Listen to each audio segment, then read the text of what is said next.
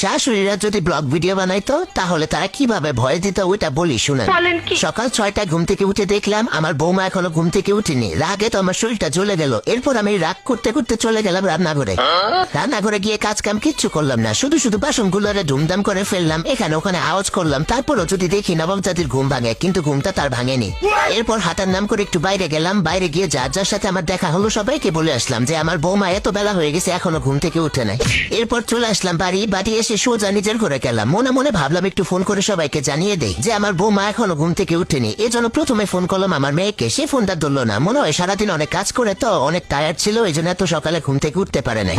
এরপর এক এক করে সবাইকে ফোন দিলাম, মাকে ফোন দিলাম, বোনকে ফোন দিলাম, আত্মীয় স্বজন যারা আছে সবাইকে ফোন দিলাম। ফোন দিয়ে সবাইকে এই সুযোগে জানিয়ে দিলাম যে আমার বৌমা এতটা বাজে এখনো ঘুম থেকে উঠে নাই। শ্বশুর শাশুড়ির প্রতি তার যে দায়িত্ব নাই এগুলো বলে দিলাম। এরপর আমি আর কি করব, টিভিটা চালিয়ে একটু টিভি দেখতে বসলাম। এরপর দেখলাম নবাবের বেটি ঘুম থেকে উঠলো। ঘুম থেকে উঠে আমাকে এক কাপ চা এনে দিল। চাটা খেলাম, চাটা অবশ্য ভালোই হয়েছিল, কিন্তু ভালো তো বলা যাবে না, তাহলে তো নবাবের বেটির আবার তেল বেড়ে যাবে।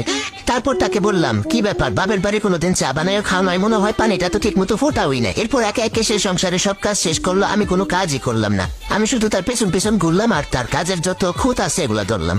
এরপর দুপুরবেলা খেয়ে দিয়ে যখন একটু শুইলাম আরাম করে, তখন ছেলে এসে বলতেছে তার শ্বশুরে নাকি শরীর ভালো না, সে তার বউকে নিয়ে তার বাপের বাড়ি যাবে। আমিও তখন সাথে সাথে শরীর খারাপের নাটকটা করলাম। নাটক করে বললাম আমার তো শরীরটা ভালো নেই, কিন্তু তারপরও সমস্যা নেই, আমি একাই থাকতে পারবো, তোমরা গিয়ে ঘুরে আসা।